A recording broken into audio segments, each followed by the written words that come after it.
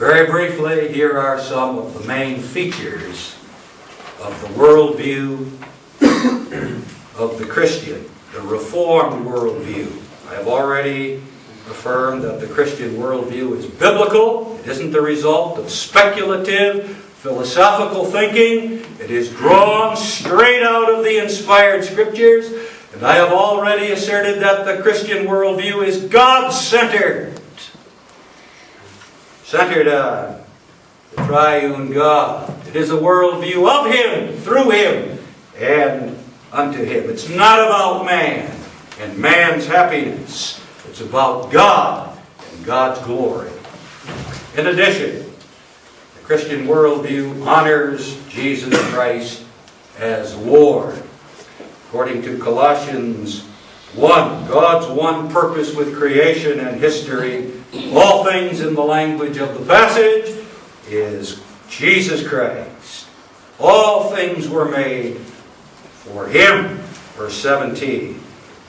God's purpose was that Jesus Christ have the preeminence in all things. Verse 18. It pleased God that in Jesus Christ should all the fullness dwell.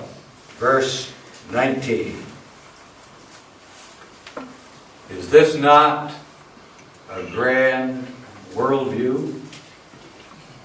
A worldview that bows the knee to the Son of God in human flesh, who redeemed us by His blood, who was raised in such power and glory that He sits on God's right hand, ruling not only over us by grace, but over the universe by His power, so that the divine providence is being exercised today by this Jesus Christ. The kingdom of man hates and opposes Jesus Christ.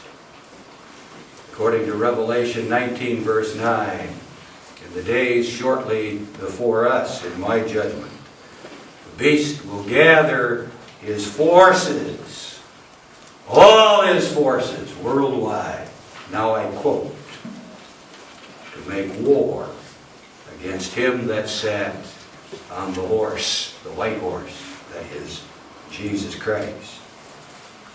Also, a feature of the Christian and Reformed worldview is that it is antithetical. That means that it sees the history of the human race as spiritual struggle and warfare between two divided peoples. The seed of the woman, that is true believers and their elect children on the one hand, and the seed of the serpent, that is reprobate, ungodly unbelievers on the other hand. This division in the human race is fixed according to God's predestination by His regenerating grace in the hearts of His chosen people. God set the human race on its way as antithesis or struggle between two peoples at the dawn of history when He said, I will put enmity between thee and the woman, thy seed and her seed. He shall bruise thy head, thou shalt bruise his heel.